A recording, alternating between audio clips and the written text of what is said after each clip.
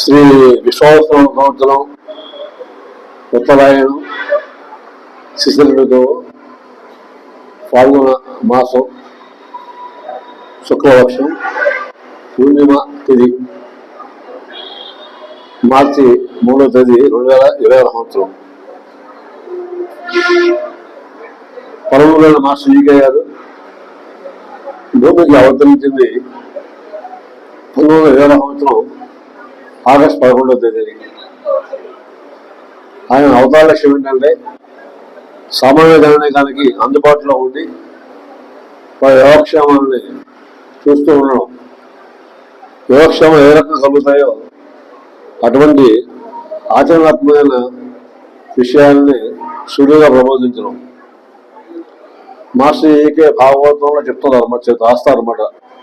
Master ఈకే భాగవతంలో సమాజానికి కావాల్సింది అక్కడికి వచ్చే విషయాలు, అంటే బలం వచ్చే విషయాలు మాత్రమేనని, అద్భుతాలు మహిమలు కాదని ఆయన స్పష్టంగా రాసి ఉన్నారు మాస్టర్ గారు. ఆయన మహాజ్ఞాని, పండితుడు, దివ్యజ్ఞాని, ఆధ్యాత్మిక శాస్త్రవేత్త, జ్యోతిష్ శాస్త్రం, హోమియోపతి వాటిలో మాస్టర్ నిష్ణాతులు. వేదాంగాలు, ఉపనిషత్తులు, పురాణాలు అన్ని మాస్టర్ గారికి కలతావకంగా ఉండేవి. భగవద్గీత పద్మజాల మాస్టర్ గారికి నోటుకు వచ్చనమాట. అలాంటి మహాత్ముడు మాస్టర్ గారు కేవలము సామాన్య ప్రయోజనం కోసం ఆయన ఎంతో తపస్సు చేశారు. ఎందుకంటే పామరులు అని పిలవబడేవాళ్ళు చాలా మంది పిలువబడుతుంటారు. అది సమంజసం కాదు, అందరూ దయస్వరూపాలని మాస్టర్ యొక్క భావన. మాస్టర్ గారి జీవితంలో ఎక్కువ ఉపాసన మనకి దర్శనమిస్తుంటుంది. భాగవతంలో చెప్పిన విష్ణు ఉపాసన, వాసుదేవ ఉపాసన, నారాయణ ఉపాసన మాస్టర్ గారి యొక్క జీవిత కాలంలో మాకు ఆచరించి చూపించిన మహాత్ములు మాస్టర్ ఈకే. మాస్టర్ గారు ఆంధ్ర విశ్వవిద్యాలయంలో తెలుగు లెక్చరర్గా సేవలు అందించారు. తర్వాత జ్యోతిర్పేటలో స్థాపించారు 1940 సంవత్సరంలో విశాఖపట్నం ప్రధాన కేంద్రంగా. ఇది వరల్డ్ టీచర్ ట్రస్ట్ ఉంటుంది ఆంగ్లంలో. వరల్డ్ టీచర్ అంటే జగద్గురువు, జగద్గురువు. రాముడు, కృష్ణుడు, యేసుక్రీస్తు, బుద్ధుడు, ఆదిశంకరులు అందరూ కూడా మనం జగద్గురువుగా మనం భావన చేస్తున్నాం. అది మాస్టర్ ఈకే చెప్పిన పాఠం. అది అంతర్యామి ఒకటే కాబట్టి, సమస్తం అంతర్యామి ఉంటుంది కాబట్టి ఆయన చెప్తున్నవాడు. మా చిన్నప్పుడు సమస్తం దేవుడైతే దేవుడంటే ఎక్కడ అని ప్రశ్నించేవారు. మాస్టర్ ఈకే జీవితంలో స్పష్టంగా గోచరిస్తుండేవి. తనకంటూ తనకి ఏమీ కావాల్సింది ఉండేవి కాదు. మాస్టర్ గారు కొడుకులు ఉండేవి కాదు, కొడుకులు వద్దువారు కాదు, కొడవేలు కోరుకు ఉండాలని చెప్తున్నవారు. గోశాస్త్రం అనేది మాస్టర్ గారి మార్గంలో ప్రథమ సూత్రంగా ఆయనలోకి చెప్పుకున్నారు. మాస్టర్ ఈకే గారు విదేశ విదేశాలలో పర్యటించి సనాతన ధర్మాన్ని, ఆచార్య విజ్ఞానాన్ని ప్రబోధించిన మహాత్ములు మాస్టర్ ఈకే గారు. ఇప్పుడు చిరునవ్వుతో ఉండేవారు, నిర్భయంగా ఉండేవారు, నిశ్చలంగా ఉండేవారు, ఎప్పుడు ఆనందంలో ఉండేవారు. తన తోటి జీవులకి ఆనందాన్ని ఆయన ప్రసాదిస్తుండేవాడు మాస్టర్ గారు. ఆయన మహాత్ములతో జీవించిన అదృష్టంగా మేము భావన చేస్తూ ఉంటాం. కొన్ని వేల మంది, లక్షల మంది మాస్టర్ గారి మార్గంలో జీవిస్తూ, ఆయన బోధనల్ని అనుసరిస్తూ, ఆయన రచనలని అధ్యయనం చేస్తూ ధరిస్తున్న వారు లక్షల మంది ఉన్నారు భౌగోళికంగా. అది వాస్తవం అనేది మనకు తెలుస్తుంది. మాస్టర్ ఈకే గారు 1984 సంవత్సరంలో మార్చి 15వ తేదీని స్వాతంత్రంలో దేహపరిచారం చేశారు విశాఖపట్నంలో లాభామాధవంలో. కాబట్టి ఆ పూర్ణిమ తిథిని మాస్టర్ ఈకే పూర్ణిమగా వ్యవహరిస్తున్నాం మనం భౌగోళికంగా. ఎందుకంటే ఒక కొత్త పూర్ణిమ, ఒక దత్త పూర్ణిమ, గురు పూర్ణిమ లాగా మాస్టర్ ఈకే పూర్ణిమ అనేది ఇప్పుడు ప్రసిద్ధి చెందుతుంది. ఒక మహాత్ములు అవతరించడం అనేది ఎంత ముఖ్యమైన ఘట్టమో, ఆ మహాత్ములు దేహ పరిత్యాగం చేయడం, అవతార పరిశ్రమ చేయడం వల్ల అంతే విషయంగా మనం సాధనలు గుర్తిస్తున్నారు. మాస్టర్ ఈకే గారు పాల్గొన్న పౌర్ణిమ నాడు ఆయన దేహపరిత్యాగం చేశారు కాబట్టి ఆ పాల్గొన్న పూర్ణిమను మనం మాస్టర్ ఈకే పూర్ణిమ వ్యవహరిస్తున్నాం. మాస్టర్ ఈకే త్యాగ నిలతకి, విజ్ఞాన జీవనానికి విశాఖపట్నంలో ఉన్న ప్రభుత్వ రంగ సంస్థ మున్సిపల్ కార్పొరేషన్ గుర్తించి 90 సంవత్సరంలో సాగర్ తీరంలో ఒక స్థలాన్ని కేటాయించింది. ఆ స్థలంలో 1990 సంవత్సరం జనవరి 1వ తేదీ మాస్టర్ విగ్రహాన్ని మనం స్థాపించుకున్నాం. దానికి పెట్టిన పేరు మాస్టర్ సుందరవనం. ఈ పేరును పెట్టింది పూజ్యుల భారతి కుమార్ గారు. అక్కడ ప్రతి సంవత్సరం కూడా ఈ ఫాల్గుణ పూర్ణిమ నాడు అక్కడ సాయంత్రం మాస్టర్ శ్రీ ప్రార్థన చేస్తూ ఉంటాం, లక్ష్మీ పూజ చేస్తూ ఉంటాం, అభిషేకం చేస్తూ ఉంటాం, పౌరు పూజలు చేస్తూ ఉంటాం. దాదాపు 200 మంది సాధారణలు వచ్చి ప్రతి సంవత్సరం వచ్చి పాల్గొంటూ ఉంటారు. అదేవిధంగా మేము రాత్రి సాగర్ తీరంలో మార్చి 2వ తేదీని రాత్రి పౌర్ణమిశానం నిర్వర్తించుకోవడం అందరూ ప్రదర్శించిపోయారు. ఎందుకంటే ఆ వాతావరణంలో శాంతి వాతావరణం నెలకొన్నది, మాస్టర్ సాన్నిధ్యం నెలకొన్నది. సాన్నిధ్యం అనేది ప్రధాన విషయం మాస్టర్ యొక్క పదవులు మార్గంలో. కాబట్టి ఆ సాన్నిధ్యాన్ని నేడు భౌగోళికంగా చేస్తున్న ఒక మహాపురుషుడు మాస్టర్ గారు. చదువు శివామూర్తి గారు సంభాషణ చేస్తూ ఒక వాక్యం ఒకటి మా పుస్తకం రాశారు. మాస్టర్ జీవిత చరిత్రలో ఏం రాశారంటే, శివామూర్తి గారు ఆ శివామూర్తి సాక్షాత్ శివస్వరూపుడు. మాస్టర్ గారిని ఎప్పుడైనా సందర్శించలేదు. మాస్టర్ గారిని అమితమైన ఆయనకి వాత్సల్యం, మాస్టర్ గారిని అమితమైన భక్తి, ప్రేమ ఉన్నాయి. ఆయన చేస్తారంటే మాస్టర్ యొక్క ఈ జీవిత చరిత్రలో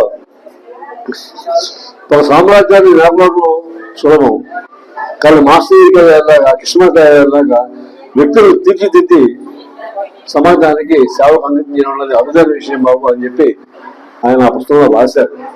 అది గొప్ప విషయం. మాస్టర్ గారిని ఆయన సమకాలికులైన పాకలపాటి గురువు గారు, సమకాలికులైన జిల్లుమూడి అమ్మగారు, సమకాలికులైన స్వామి అందులో మాస్టర్ గారిని ఒక కృష్ణతత్వంగానే వాళ్ళు పరిగణించారు. ఎందుకంటే మహాత్ములు గుర్తించగలరు. ఈ మాస్టర్ పుణ్య సందర్భంగా ఈరోజు మార్చి 3వ తేదీని విశాఖపట్నంలో ఉన్న మాస్టర్ సంస్కృత సదనం అనే సంస్థలో ఉత్సాహంగా నిర్వర్తించుకున్నాం. మనం మాస్టర్ పేరిట ఈ సంస్కృత సదనంలో 2,000 మంది సామాన్య మహిళలకు, నిర్వహణ మహిళలకు వృత్తి విద్యలో శిక్షణ ఇవ్వడం జరిగింది జగదులపేటలో. దాని ప్రధాన కారణం కూడా మాస్టర్ పార్వతి కుమార్ గారే. ఎందుకంటే ఆయన సంకల్పం ఇది సేవ చేయాలని. అదేవిధంగా ఇక్కడ బాల వికాస్ నిర్వహిస్తున్నాం, మాస్టర్ వైద్యాలయం అనే ఒక సంస్థ నిర్వహిస్తున్నాం, మహాత్మా మహిళా కేంద్రం నిర్వహిస్తున్నాం. కేవలం ఈ సంస్థ లేకుంటే సామాన్యులను సేవ చేయలేక దీన్ని స్థాపన చేసింది జీవోళ్ళు ట్రస్ట్. అందులో భాగంగా ఈరోజు మాస్టర్ గారికి నామాంకితంగా 11 మంది మహిళలకు పుట్టమిషన్లు ఇవ్వడం జరిగింది.